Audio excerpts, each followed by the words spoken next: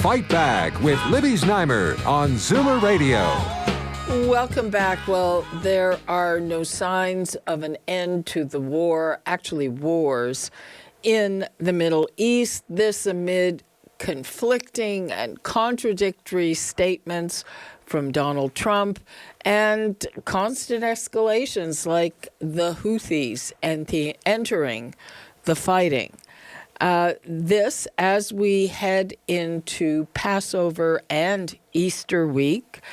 And in Israel, it's usually a joyous vacation week. Few people at work. They celebrate the religious holiday. And then tens of thousands of people are usually on the move at the beach. So what will this year be like? Then I really wanted to know. So let's go to Professor Gabriel Ben Dor, who teaches national security and political science at the University of Haifa and formerly the head of the university's program for national security studies. Professor Ben Dor, thanks so much. My pleasure.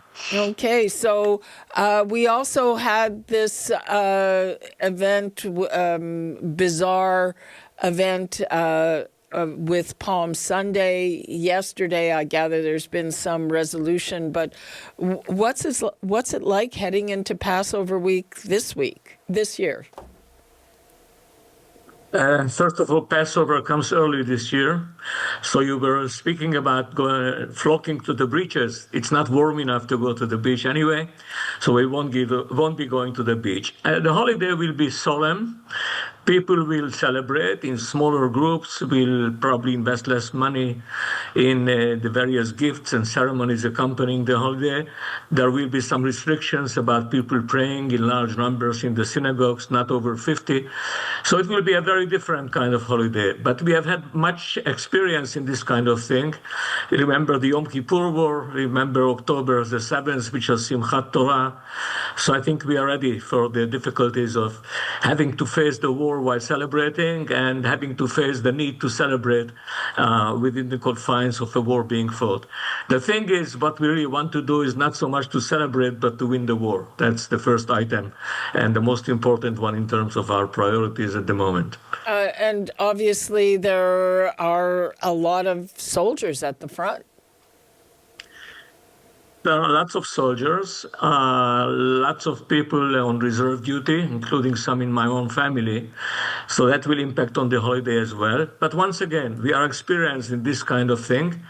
We know that there will be stress, there will be tension. The enemy might, by the way, single out this day for some spectacular attempt of disrupting routine life in Israel. We have to be ready for that as well. But as I said before, the thing on our minds is how to win the war. Possibly quickly, and everything else is secondary. I think it's possible to end the war quickly. I think Mr. Trump has given some kinds of hints of how he would try to accelerate the tempo in order to bring the war to an end quickly. I hope he means what he says and he says what he means. Well, he says very different things from one day to the next. One day he's taking over Kharg Island. The next day he isn't. He says there's negotiations. The Iranians say there aren't. One day he's putting boots on the ground. The next day he isn't. So how do you sort that out? Well, I sort it out in terms of looking for the basic logic in what he's saying and he's doing. What he's really saying and doing is he wants a negotiated settlement. And in order to do that, he's ready to make certain concessions. On the other hand, he's prepared to accelerate the tempo of the military actions by the U.S. and its allies in case the negotiations stall, or in which case the Iranian regime shows perhaps a lack of what he calls a reasonable attitude. I think he's ready to accelerate. Boots on the ground is not a question of invading Iran as a country. Boots on the ground means taking control of the Straits of Hormuz, of the Kharg Island, which is the most important depository of Iran's oil riches. So it's a limited types of boots on the ground operation intended to pressure the Iranians into a negotiated settlement on favorable terms. That's all. So I think the rest is just, I think, a lot of confusion in terms of what he says, because his articulateness is not beyond questions, to say the least. But I can see a fundamental logic behind his reasoning. So do you think that he will? I mean, he's threatened to take over Kharg Island. He's threatened to hit Iranian energy sources inside Iran, and then he says he'll back off. So do you think that he will follow through? Meantime, the Iranians are putting more mines in, or they say they are. Mr. Trump is conducting what we call in political science a violent dialogue. He wants to talk to Iranians rather than fight them all the time, but they won't listen. So therefore, he uses threats of violence or application of violence in moderate doses so far to force them to come to the negotiating table on favorable terms. And I think he means what he says in the sense that he's willing to accelerate, perhaps by taking the islands, perhaps by taking over the passage in the Straits of Hormuz, if nothing better materializes. But there are all kinds of diplomatic moves on the way. As you know, there is a meeting of certain countries, key Muslim countries like Saudi Arabia, Egypt, Pakistan, Turkey, who are sitting down at the table at this moment, trying to come up with some kind of a mediated settlement, a series at least of proposals, which will be the basis for negotiations between the 2 or 3 parties involved. Not everything will be sorted out this way. For example, the Israel-Lebanon problem, the Israel-Hezbollah problem in Lebanon is yet another very serious problem that has to be addressed and has to be taken into account. So that complicates the situation that much more. But I think that there are very major powers at work which are interested in bringing the war to an end within the next couple of weeks, and I can definitely see a prospect for that happening. What do you think the impact will be? I mean, Trump has lost and is losing a lot of support among his base. A lot of MAGA Republicans are against the war. How do you think that is playing into his decisions? You have midterms coming up. Obviously, every politician involved in a war takes politics into account. That's why a politician is a politician. That's the nature of the beast, so to speak. And certainly Trump would like to bring the war to an end as expeditiously as possible and as spectacularly as possible, to sell it as a brilliant victory for the United States. And for that, he needs some kinds of accomplishments which he can present in such a light.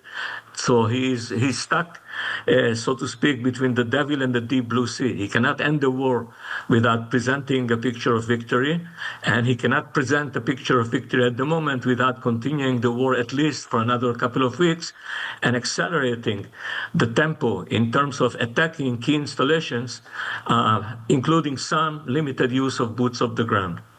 But he's already said that they've won and that he is the sole arbiter of what a victory is. In a sense, all of us are. We can say we have won. And there is some serious thought behind this as well. I mean, we might be facetious about this, but the greatest experts on military strategy judge wars with this particular yardstick. Are we better off than we were before the war?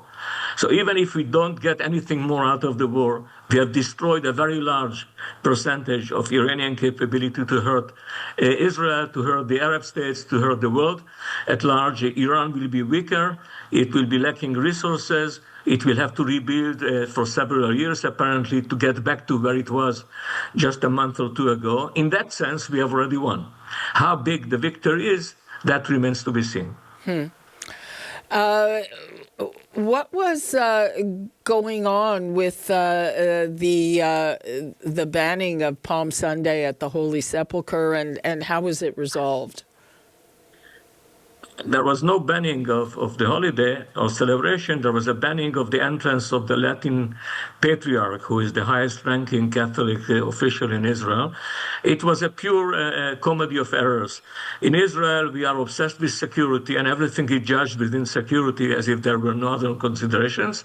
Because there was security risk for the patriarch, he was banned. He was not allowed to enter the holy place.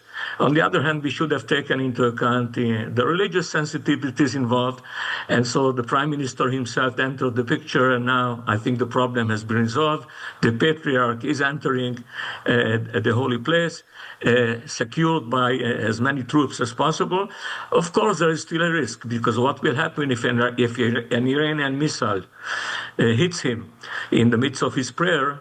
Then Israel will be blamed for that as well. So again, there is no good choice here, but I think the problem is under control at the moment as much as possible. Please remember that just a couple of days ago, a couple of 100 yards from where he was praying, there was some shrapnel from an Iranian missile driving people out of the holy area, including Jews who were praying nearby. So it's a no good situation for everybody concerned.